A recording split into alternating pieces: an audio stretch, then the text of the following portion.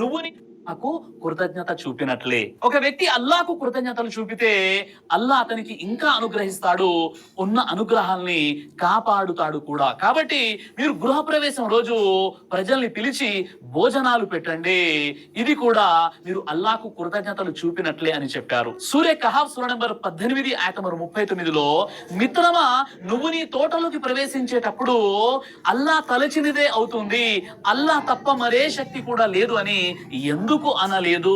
Masha అల్లా లా ఖువ్వత ఇల్లా బిల్లా అని పలకాలి ఏదైనా ఒక తోటలోకి, ఏదైనా ఒక గృహంలోకి ప్రవేశించేటప్పుడు.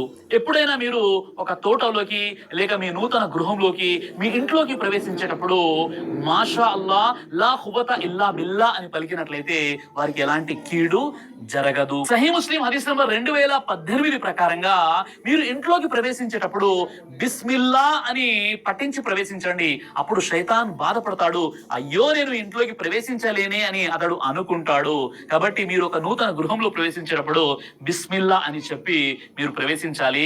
కేవలం కొత్త ఇంటికి కాదు, మీరు పాత ఇంట్లో కూడా ప్రవేశించేటప్పుడు బిస్మిల్లా అని చెప్పేసి మీరు ఇంట్లో అడుగు పెట్టాలి. సహీ